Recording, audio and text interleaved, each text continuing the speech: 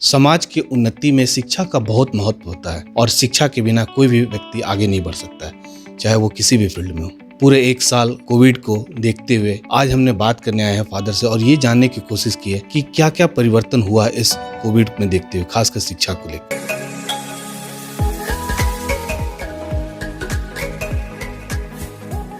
Corona की वजह से जो मोबाइल बच्चों का दोस्त हो चुका था, ऑफलाइन क्लास शुरू होने के बाद उसी मोबाइल को बच्चों से दूर करने पर बच्चों के माइंड पर क्या असर पड़ेगा? सर्वप्रथम मोबाइल आज हमारा एक मित्र बन चुका है, लेकिन मोबाइल शिक्षा के क्षेत्र में जिस तरह से योगदान दिया है वो बाकी क्षेत्रों से आप कंपेयर करोगे तो मोबाइल का जो योगदान इस कोरोना काल में सबसे ज़्यादा रहा है। लेकिन जैसे ही ये हम बैक टू नॉर्मल आ जाएंगे, स्पेशली छोटे बच्चों को ये समझाना दिक्कत हो जाएगा कि अब आप मोबाइल ना लो, क्योंकि अभी तक हम ये कहते रहे कि आपका सब कुछ अब मोबाइल से आगे पढ़ाई और जितना भी ज्ञान जो है आपको मोबाइल के द्वारा ही मिल पाएगा और मोबाइल ही आपका एक सेकंड टीचर के रूप में आपको पहचान देंगे। उस वक्त पेरेंट्स के समक्ष ये प्रॉब्लम रहेगा और सबसे बड़ी प्रॉब्लम स्कूल में होगा, क्योंकि अभी जिस तरह से बच्चे आते हैं तो अपने साथ मोबाइल लेके ही आते हैं, लेकिन जब नॉर्मल स्कूल जब चालू हो जाएंगे तो उनको स्कूल की तरफ से भी ये एक रोक लगाई जाएगी, जिसमें उनका और मैनेजमेंट के बीच में एक संघर्ष का एक कारण भी बन सकता है। और उसी को लेकर पेरेंट्स भी कई बार मैनेजमेंट के साथ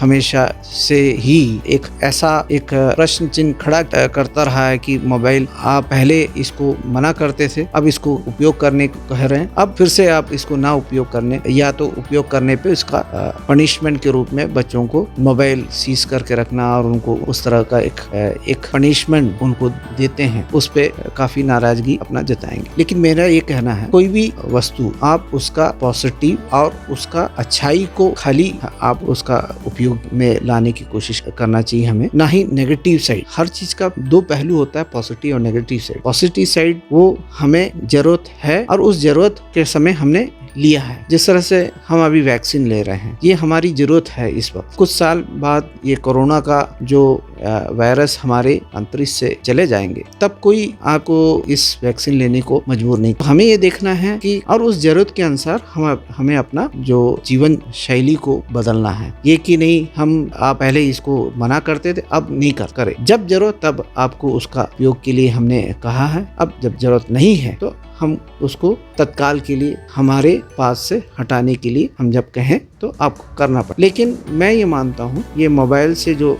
लर्निंग है ये जारी रहेगा, क्योंकि आने वाले दिन जो है आप देख रहे हैं नई जो शिक्षा पद्धति के अनुसार ब्लेंडेड लर्निंग है, ये कभी रुकेगा नहीं। सरकार ने एजुकेशन के लिए काफ़ी खर्च किया है और इस तरह का पोर्टल बनाए हैं जिसमें बच्चों को हर तरह का मटेरियल उनको फ्री मुहैया किया गया है। तो उस मटेरियल को उनको पाने के लिए इस तरह का मोबाइल का यूज़ करना पड़ेगा और स्कूल के तरफ से भी इस तरह का एक डिपोजिटरी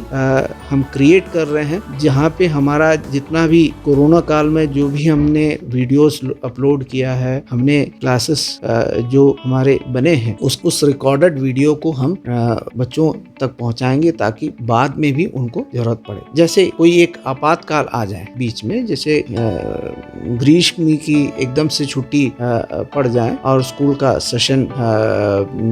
एकाएक बंद करना पड़ जाए, तब हम